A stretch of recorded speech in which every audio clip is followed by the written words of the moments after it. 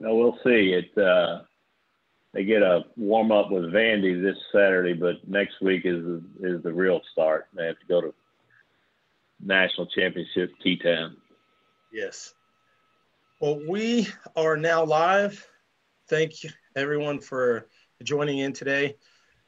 This is a long-standing but new production between law enforcement agencies and the African American Lawyers section of the State Bar of Texas. I'm Steve Foster. I am also someone who's worked extensively with Kevin Lawrence, who is the executive director of the Texas Municipal Police Association. We've had our opportunities as professionals inside the Capitol, as the former general counsel and committee director for the Texas Senate Committee on Criminal Justice. And I was also privileged to support peace officers who belong to TMPA's association for their legal defense area as well. Joined by colleagues, our chair, Rudy Pater, the council member from Pflugerville of the AALS section, Douglas Griffin down in Houston with the Houston Peace Officers Association, and Clay Taylor of the DPS Officers Association. So we have continued our discussions that are widespread, not only across our nation, but our state.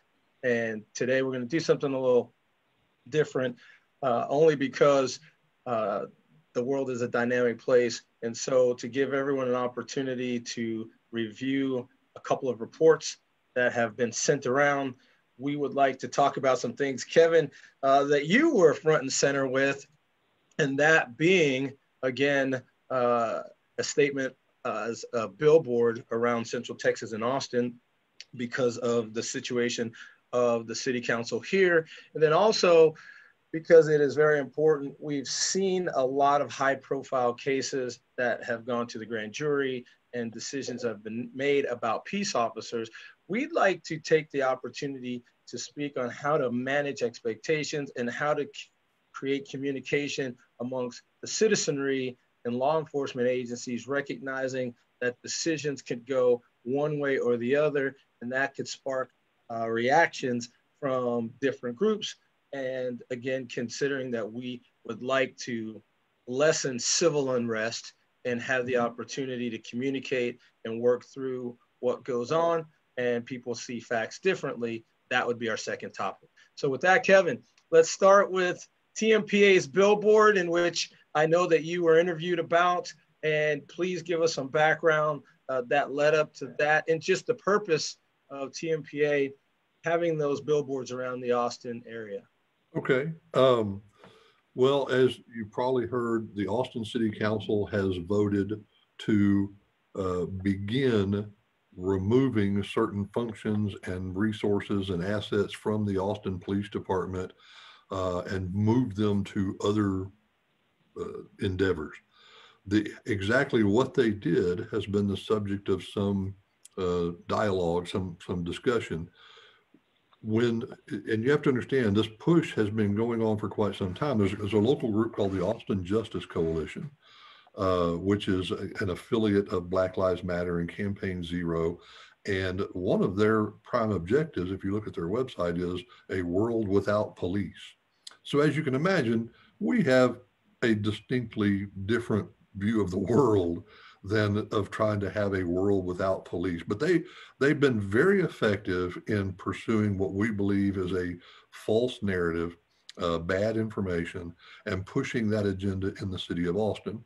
And the Austin City Council did, in fact, adopt a budget for the coming year that reduces the police department budget by somewhere between $21.5 and $22 million. But they also adopted resolutions that said that ultimately in the coming years, they are going to cut that budget by more than 1/3. There's a total of $150 million that are going to be shifted or removed from the Austin Police Department.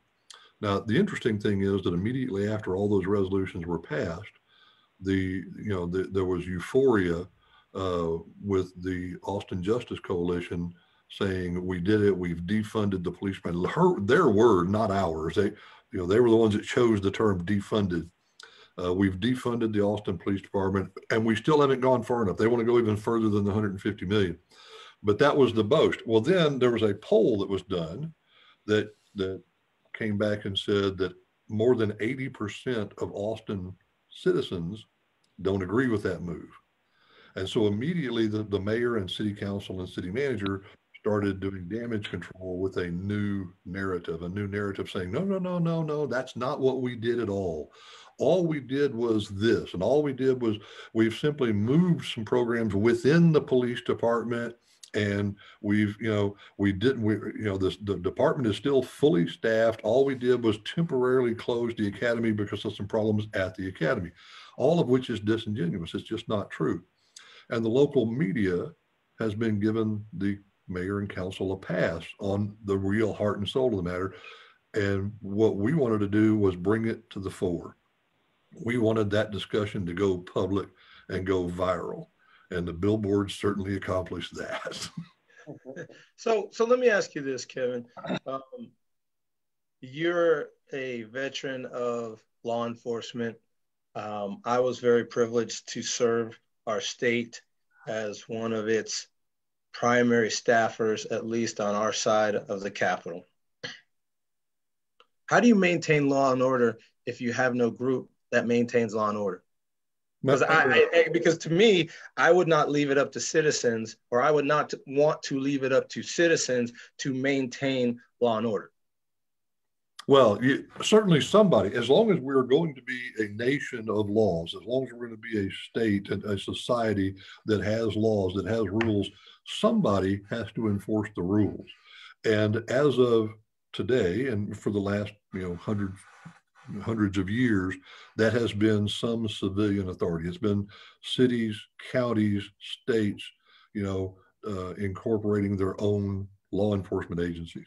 Now, certainly the state could step in and say, well, if Austin's not going to do it, we will. And that's happened a few times here and there. The federal government could impose martial law, I guess, if absolutely necessary. But at some point, we've either got to decide, are we going to have rules or not? And if so, are we going to enforce those rules or not? And if we come to the conclusion that the answer to both of those is yes, now it's just a matter of reasonable policymakers sitting down and deciding exactly what that looks like. Well, I tell you, and again, this is an opinion. So let me put that out there and preface this. But for the city blocks in Seattle that were taken over, it seemed that scenario failed because those citizens were unable to create a lawful environment in that part of town, prompting professional law enforcement back into that scenario to establish law and order.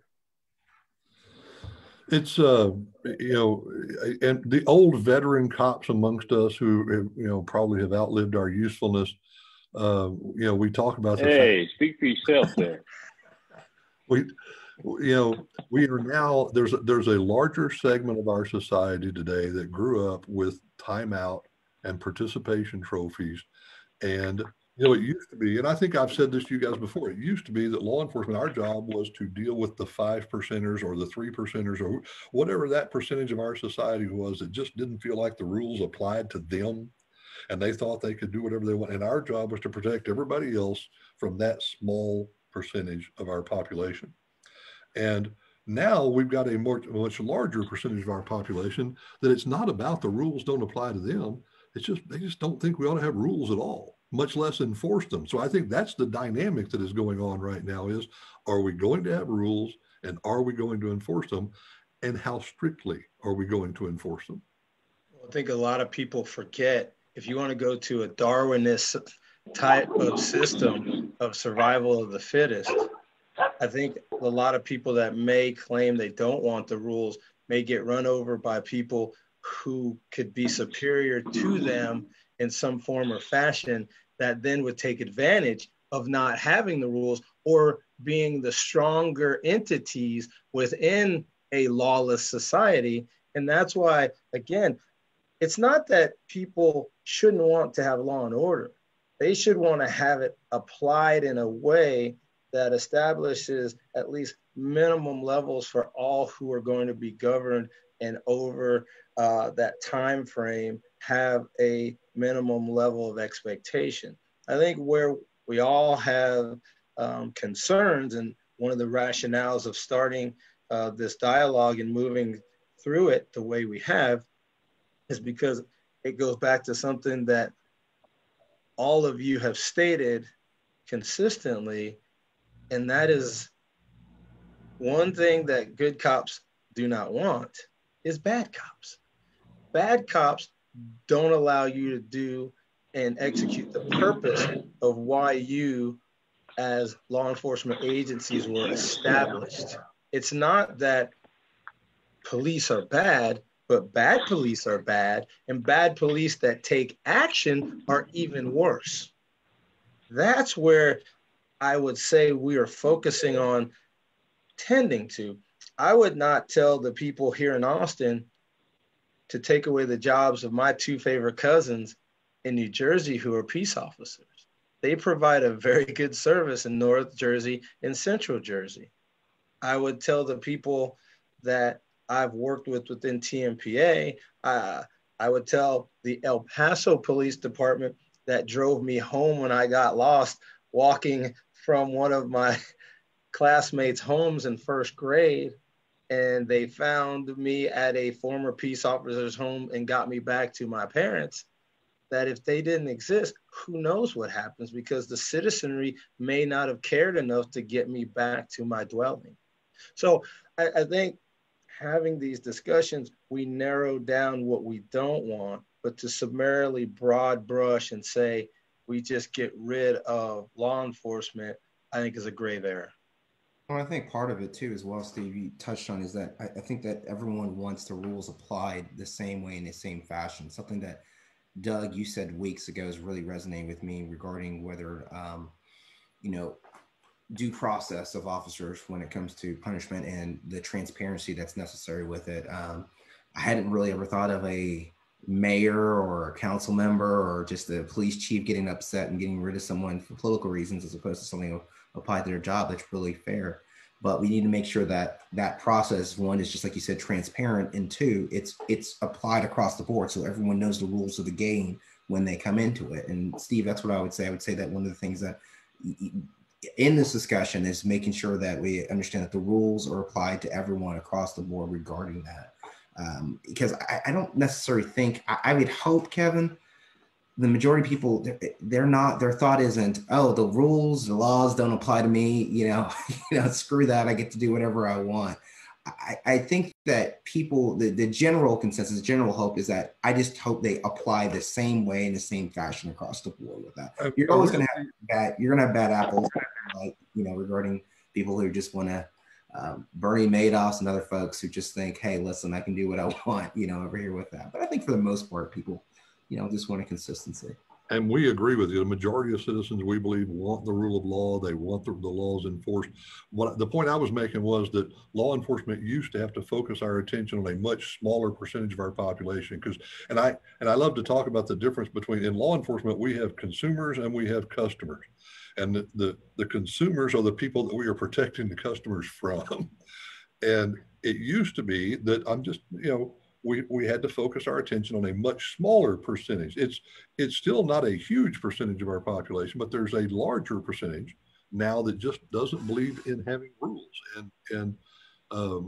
or that the rules need to have changed, that we need to have relaxed them to the extent that, I talked to you guys, I think before, about the situation up in Virginia a few years ago, where I watched the video and I see a young man resisting arrest and assaulting a police officer, and his friends all watched the same video and said, we don't know why they tackled him. He didn't do anything wrong. So from my perspective, he's clearly violating the law. And from their perspective, he's not doing anything wrong at all. And I think we need to somehow reconcile those two different viewpoints so that we can give our law enforcement officers some very clear direction about exactly what we're trying to accomplish. Right. And I think, I thought about this, and as we go and speak about rules of law, we know that there are laws that speak about resisting arrest, obstruction of justice. I would just like to see in some of these cases, especially when there is no perspective of deadly force, and I know that's a judgment call, that maybe we allow the system to move further and to apply those rules in the penal code of obstruction or maybe resisting, as opposed, I think, to other graver results. And I think that incites some of these, again, groups and organizations that take advantage. You know, I've had to, I guess, defend some of the actions and activities, and percentage-wise, I say, listen, two things. There's not a lot of Black America. We're 1 in 10, effectively. The fact of the matter is, when incidents occur, I'll speak for myself. I just don't want that incident to necessarily happen to me. So I want to take some proactive steps to alleviate that, at least locally, and then hope that that can grow organically, as they say now. The other thing is, when you want change, if you directly defy and you come at it in a violent way, not many people are going to be receptive. I've had to explain that there are anarchy groups that take advantage of situations, insert themselves, and then create chaos, because that does a couple of things. That moves their platform along, and it disrupts the platform of citizens that are saying, again, as Rudy mentioned, they just want those rules to apply across the board.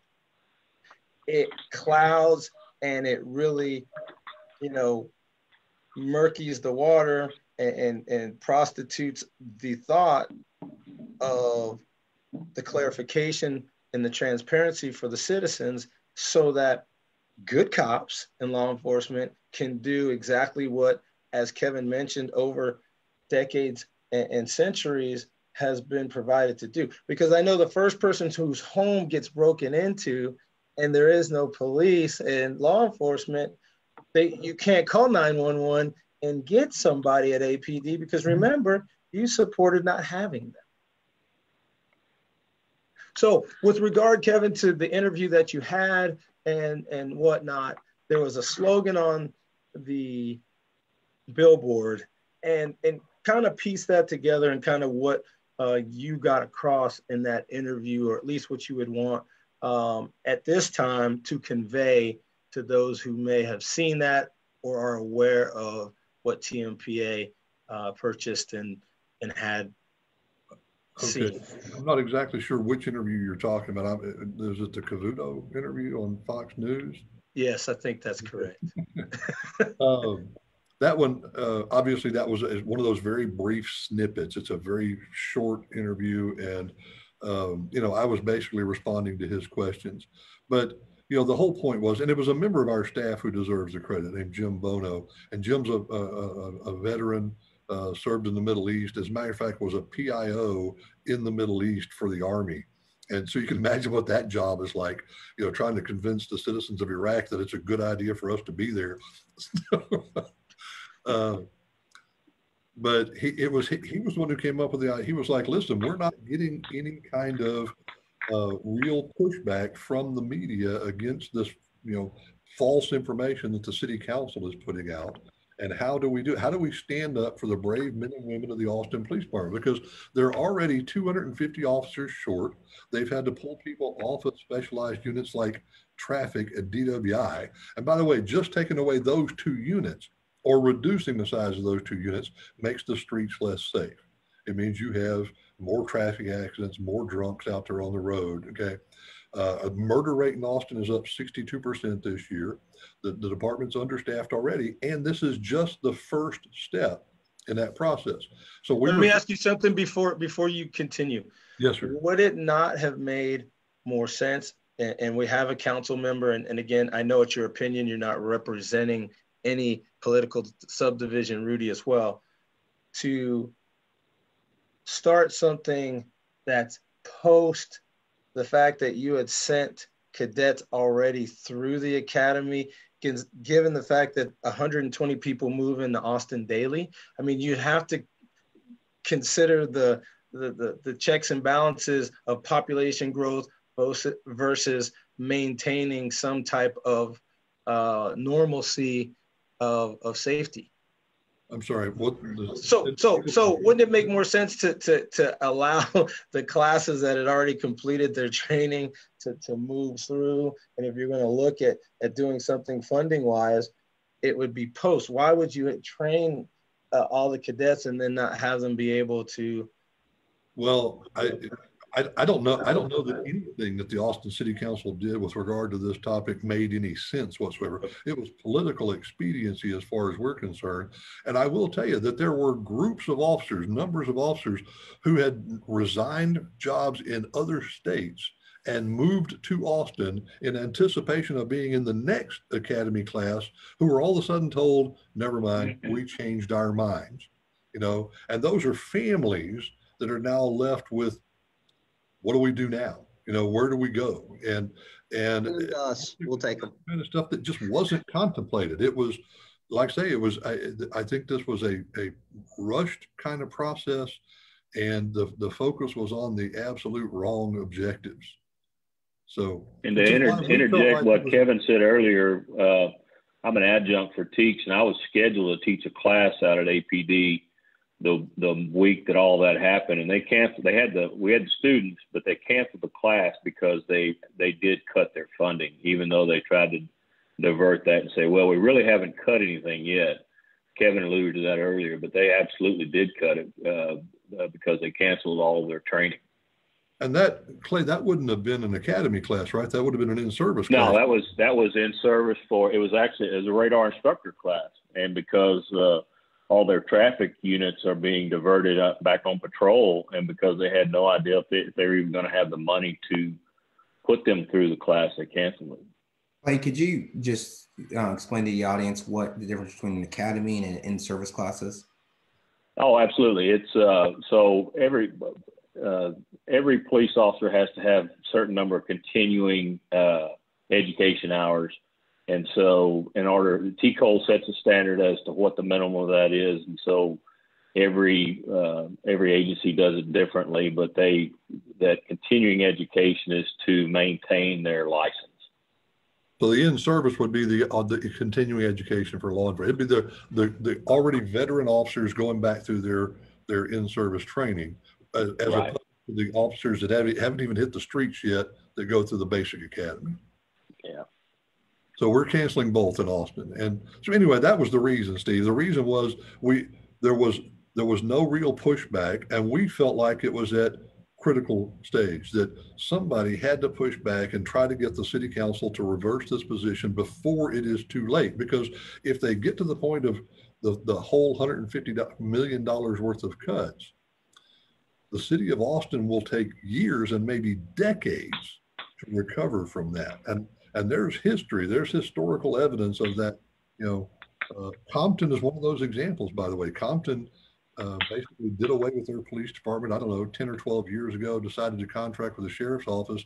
And if you believe the surveys that are out there, the polls that are out there, the citizens believe that they are less safe now than they were before they got rid of their police department. And I was just saying with Rudy, wouldn't it make sense to complete the circle as a council or a government, and then move forward, at least not kind of disbanding your resources in the middle of action and activity? And again, that can either, you can answer that one, or you can, Yeah, I can answer it the best way I can, meaning that our police department does phenomenal work regarding community policing. There's a reason necessary why we fund them the way we do. It makes a discernible difference when you actually know the officers on the streets, and they know you, and they know your kids and your families. And it's laid the foundation why a lot of issues that you're seeing in a lot of areas, you didn't see in Pflugerville. You just didn't. And I actually had somebody, it's funny you didn't even mention that. I had somebody recently send me an email who asked, and this is mid to late 40s, early 50s Caucasian woman who asked me, so I'm trying to understand, we've had all these other unrest and all these other issues going on around the country regarding the murder of George Floyd and those other incidents, but this isn't happening in Pflugerville. So is there something I'm missing here? Are people apathetic? Or is there something that's gone on with the officers? And she's new to the city. So I had to explain to her that, no, the foundation was set years ago. And that's what that's what we're talking about here today, is that when you set that foundation long before a specific incident occurs, that community trust, that understanding, that occurs the process, that speaks volumes, and it makes a discernible difference in how your population looks at it. Again, we have a majority minority community that changed from an old white German town overnight. We didn't have any issues with that. Again, we have a police department that's about 86, 87% white, yet has a 95% approval rating.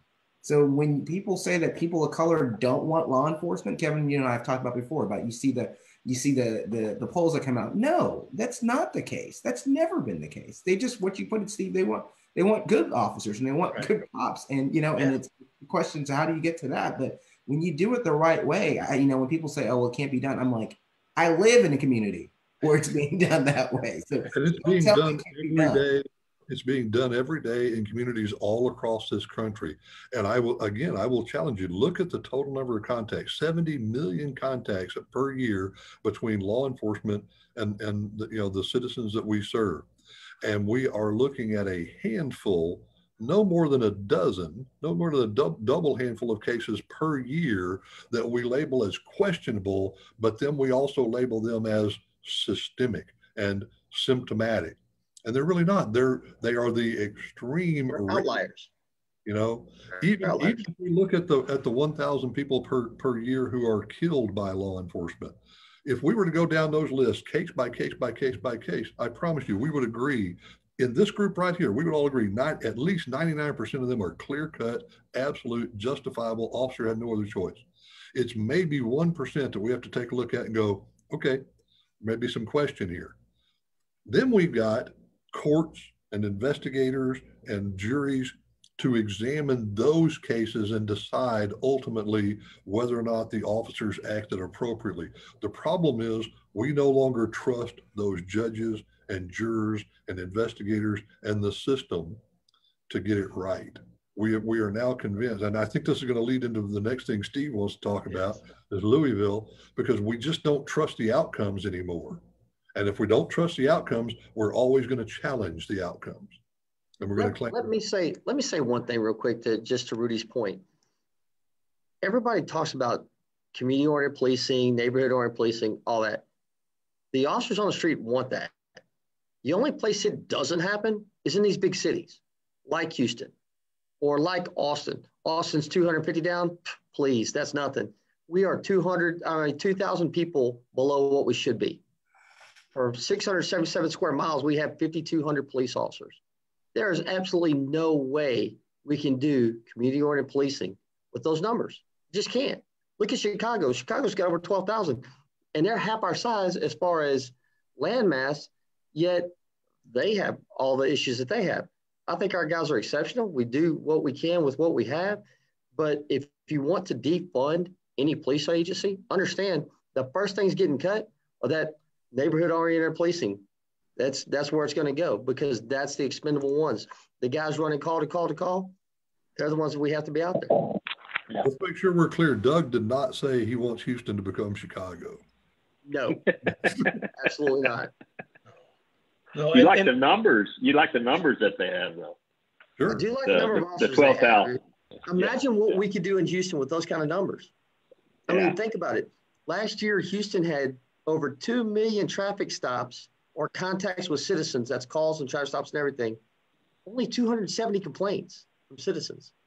And you can complain online. You can complain in person. You can complain to NAACP, the AFL-CIO. You can go anywhere to complain, yet we don't have it. We're doing something right. Right. Well, again, we have to look at these things. We have to bring them to the forefront because, again, I think there's information as we go back through these lives that I think need to be communicated. I think they need to be reinforced as they're communicated, because there's some things that I think Rudy, Nikki, and myself didn't even know either the process or that the process exists. And if we're those legal professionals and we're not understanding the process at this point, or at least aware of it, I think dissemination to the general public is probably even lower. And so, again, that's another way to communicate between groups, that we are actually set up in a way not to be combative or divisive against one another, but there's actually citizens that are participating with law enforcement agency personnel and staff to get the proper outcomes. Kevin and I, like I said, and he said the second topic, given that there are these high profile cases, whether they're the 1% or not, media, because it drives ratings on the 5 and the 6 and the 10 and the 9, we have an expectation that I think we should get a narrative going prior to, because we know, and Kevin, you may have, been spot on, as they say now, if the officers have some type of punishment, everybody says, okay, because yes, that's how the situation was. But what if you get the Mark Furman situation where they say not guilty, and NWA writes a song about it, and a lot of people in South Central are unhappy? Then we have civil unrest. Regardless of the outcome, because neither you nor I know what that may be, how can we, as people that are forward seeking, get the community and the agencies to realize there's a process that's set up? And again, I tell people all the time, life's not fair. I'm not going to sit here and say there needs to be, or there's always going to be fairness, but is there reasonableness, and is everyone starting with a minimum level of opportunity for fairness? And again, the determinant, because as you see behind me, sports and athletics have played a part. I still don't think Michael Gallup had offensive pass interference in the first game of this season, but somebody made that determination. Therefore, right or wrong, that was the outcome. No, right? no, Steve. No. Let's be clear. It was wrong, and it's a fact. It wasn't offensive pass interference, but keep going. Okay. Dez's catch now is a catch, right? All these things, but they incited a fan base to be unhappy and upset, recognizing that these situations can also occur outside of athletics and the arena of sport. What do we do, or what can we do, coming together to get information to the populace and to give them basically saying, look, it could be a bad call either way, but a call is going to be made, but we're not going to create a situation of civil unrest, but we need to create more dialogue, not just to talk, but to find a way or make a change in the system that allows for certain things, or explain that the system is where it is and it's why it is this way, and this is actually the best way. You just have to live with an outcome, just like, fans have to live with an outcome of a game. Before we dive off into that, Clay's had his hand up for a little while. Yes. I'm sorry. No, I'm just resting it, but I love your sports analogy, because as I'm a huge lover of football as well, and I'll draw into that.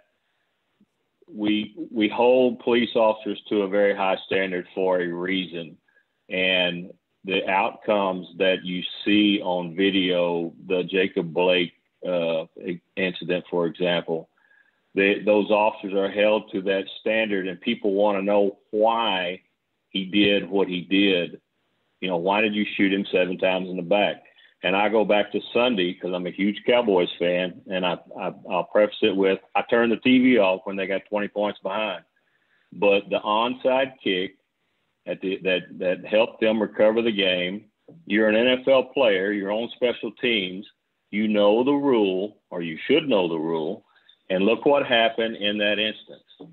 The Falcons felt like they had to let the ball roll 10 yards before they could touch it. You know, that's it's a basic rule. So we hold that, using that sports analysis, our analogy, these are professionals that don't know the rules or that don't react the way they're supposed to act. Yet we're going to hold police officers to that standard, and I agree we should, but you've got to let it all play out and get all of the evidence out before you can make that decision. Let me use that analogy a little further, Clay. Are those bad players? Those Falcons who failed to dive on that ball, does that make them bad players? Should they all be cut? Yeah, absolutely not. I tell you, the best one in that is Bill Buckner. He misses one ground ball, and everybody thinks Bill Buckner is the worst fielder in Major League Baseball history. He had one of the best fielding, again, go back to one that hurts us even more when I was a little, not fat, my mom says husky kid. Jackie Smith misses a point-blank touchdown against the Steelers, made me cry, hit him right in the chest from Roger Staubach. They'd have won that Super Bowl. He wasn't a real cowboy. He was a Cardinal. That was his problem. And by the way, I'll remind you, Staubach said that was his fault. Staubach took responsibility. He said he threw him he saw how wide open he was, and instead of zipping it in like he normally would, he threw him a changeup, and Jackie just wasn't ready for it. I just thought it was a class move on Staubach's part. He made a mistake. He hit him in the numbers. That was a mistake. Right. Yeah, right. He shouldn't have hit him in the numbers. But you can see that obvious professionals over time make errors. I've seen LeBron miss a dunk. Right. It happens. It happens. The fact that people make errors, that they make mistakes, whether it's a mistake of fact, a mistake of law, or a mistake of judgment, doesn't necessarily make them criminals or demons or evil. It makes them human. Okay. And some of those cases, those 1%ers that we were talking about a while ago, some of those, it's just simply that the cops made mistakes. They came up short somehow. And now, I think they should be punished to that, to whatever the prescription is for those facts. I think though, because fans are fans, they're not players, they're not coaches, they're not staff. A lot of citizens aren't professional law enforcement personnel, staff, and so on. They haven't been trained to the level. So how do you convey a professional level, whether it be in sport, law enforcement, medicine, to someone who's a layperson that doesn't necessarily understand, with mistakes that have been made, that we manage those expectations and the punishments and results that hopefully are the right and reasonable outcomes for those 1%. So what you're asking is, how do we avoid being in the situation that Louisville is in right now, where they're having to be prepared for disorder, chaos in the streets based upon whatever decision is announced in the next 24 to 48 hours? How do we avoid getting to that circumstance? How do we make sure we don't get to that point by doing something else differently early on? And I think I'd like to put the onus on Doug here, since he's been through this in Houston a few times. Doug, how does Houston do that? How does Houston prep for a situation like that? Well, first of all, you want to be out in front of it. You have to have your narrative out there before everything gets started. You've got to know what's coming, first of all. As much as Acevedo and I get crossways at different situations, we'd rather hit it head on. If it was up to me, every officer involved shooting video would be out there within 48 hours. I would show it to the family, and then it would go out. That's me personally, because at some point it's coming out. Do you want the media narrative to be out there, or do you want the real narrative to be out there? And that's just the way it is. And Doug, I just 1 second interject. I want to make sure people understand that Doug has made this point on several occasions, and Kevin has stated that part of the issue is, which sucks to say, are the lawyers. And you get it because you're worried about issues regarding lawsuits and everything else from a legal standpoint, and you're advising your client not to do it. But I agree with the mindset and the idea that you want to get ahead of the issues, and you want everyone to have let me put it this way. I hope more people watch these videos and they realize how important it is to hear from each and you guys and your brethren about getting the right information and the facts out early, so everyone is on the same page. True transparency, because I think that there's a lot of narratives out there that say, no, law enforcement's the one who wants to hide the ball. They want to go and say, and you know what, I'm sure there are some people, let's be honest, I'm sure there's some people in law enforcement absolutely want to do that. But to have you as the leaders across the state saying explicitly on numerous occasions, this is the third or fourth time I've heard you say this, Doug, that no, get the facts out there early so everyone can understand what's going on from there. That's really, that's not in the narrative that's spoken to a lot of people when it comes to law enforcement. To be fully fair about this, and I'm going to challenge Doug, because the Breonna Taylor case, the Louisville case that we're talking about, what was instantly put out about that was primarily coming from defense attorneys and plaintiffs' attorneys. Then it went to friends and neighbors and activists and so on and so forth. But initially, the first line, the first story that went out was that Breonna Taylor and her boyfriend were in bed, sound asleep, when police showed up, kicked the door in without announcing themselves, without knocking and announcing, and came in guns a-blazing and shot her in her bed because they were looking for her ex-boyfriend. Now, as time has gone by, a lot of other information has come out. That's almost all false, okay? There were 4 or 5 different locations being hit all at the same time by entry teams based upon an investigation that had been going on for quite some time. Breonna Taylor and her apartment were both named in the warrant. They were targets of the warrant, okay? The officers did in fact knock at least 3 times. Even though it was a no-knock warrant, they chose not to utilize that. And that, by the way, comes from the statement given by the boyfriend who was in bed with her at the time. He said, we heard somebody banging on the door and saying something that we couldn't understand, and we said, who is it? We got out of bed. We headed toward the front door. There was a second round of banging on the door, and we again said, who is it? And then the third knock is when the officers used a battering ram, and when the battering ram hit the door, the boyfriend fired first, struck one of the officers who was still outside the apartment, and the other officers returned fire. Now, whether or not the officers behaved appropriately is still being investigated. That's what we're waiting for the Attorney General's office to announce this week, is whether or not they're going to pursue criminal charges against the officers when they returned fire, whether that fire was excessive, whether they were reckless or careless in the way they did so.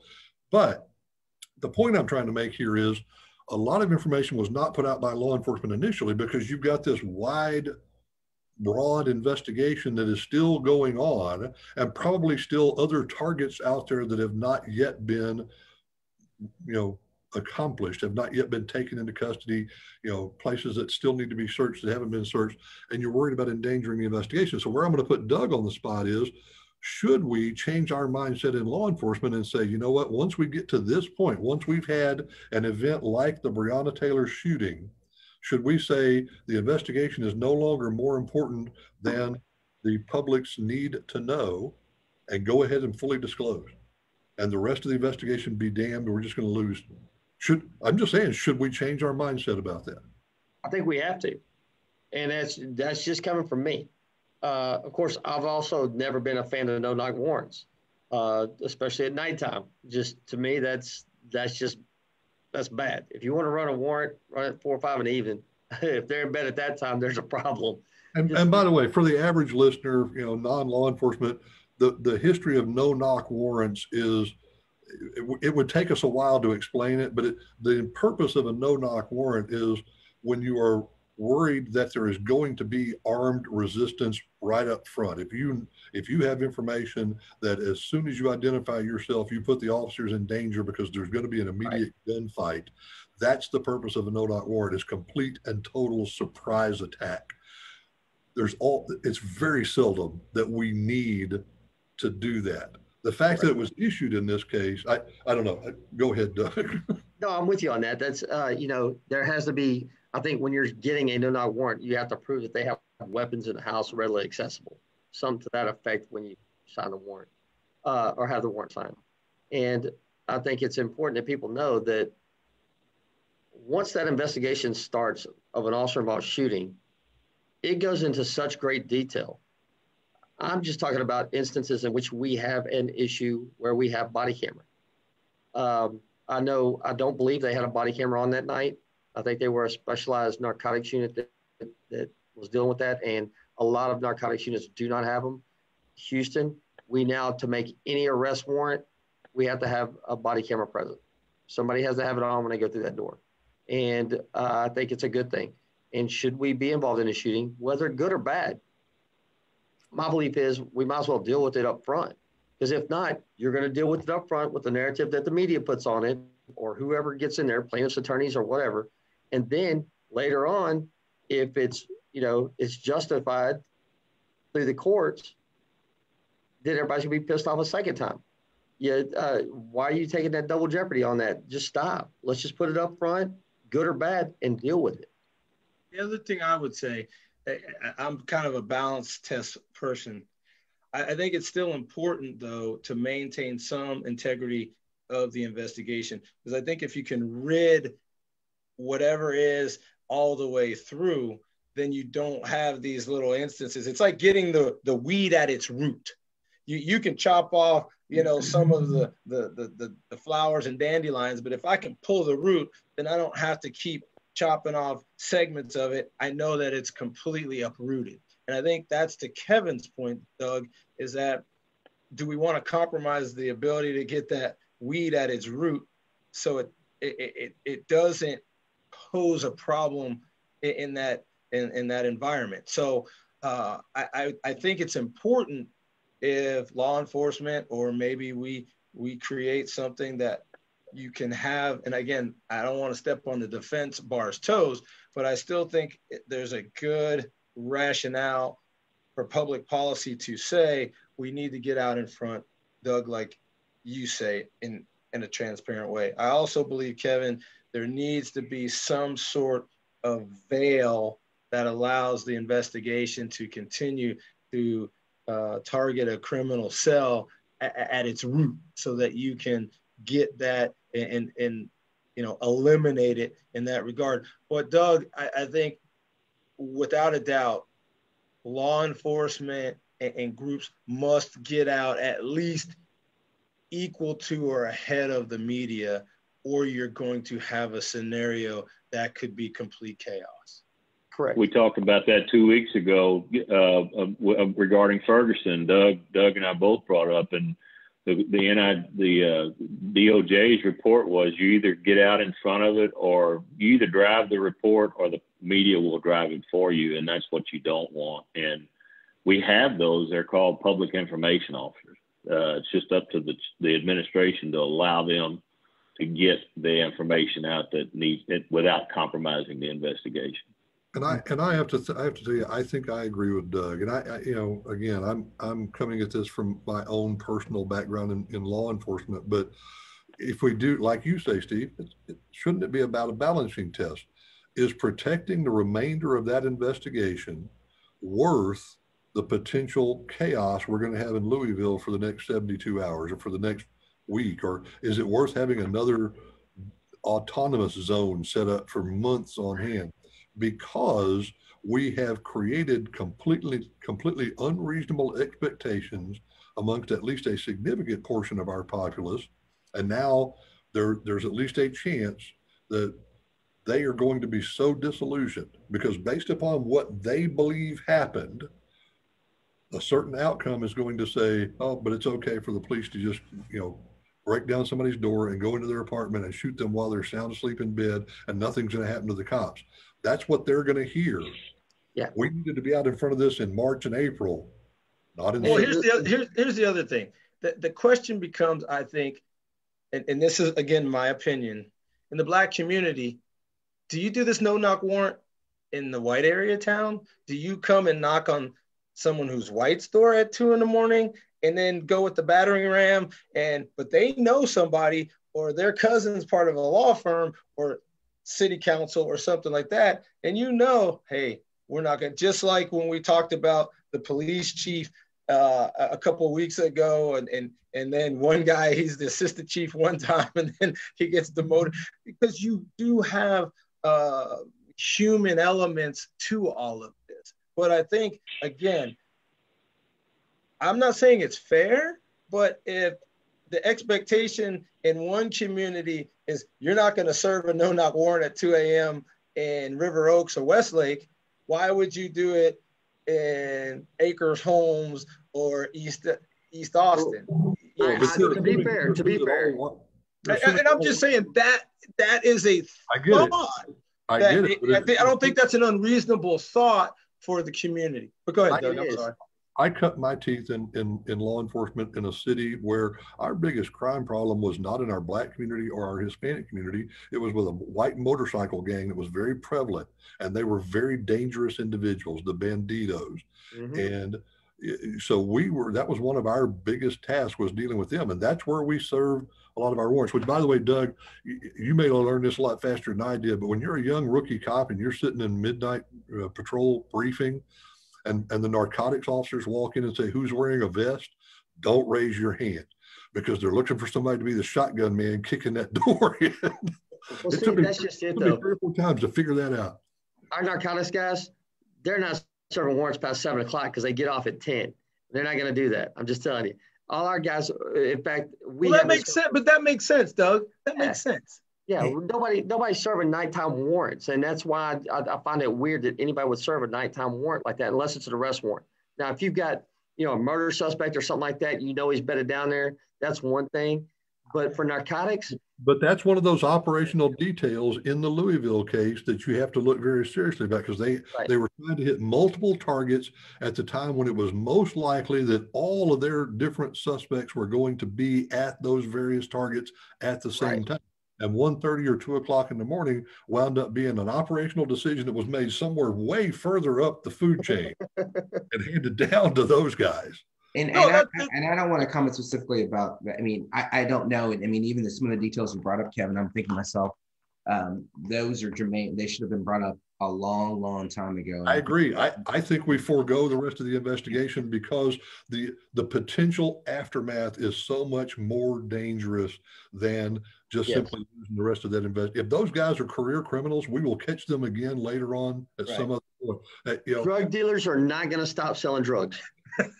Sorry, they're just not. And these are things, and this is even hearing what you have to say, Doug, about that, about no-knock warrants in general, and when it should be served, or why they shouldn't be used, et cetera, or what time they should be utilized.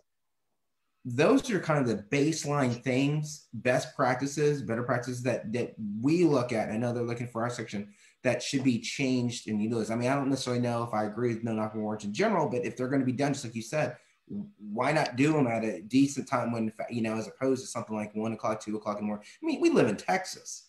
Lord knows, exactly going on over here. What's gonna happen with that? Well, and those are the pragmatic things that you're thinking. Okay, why don't we get together and establish that as a norm to change some of these things? Say, hey, listen, we've seen what's happened here, and work with that.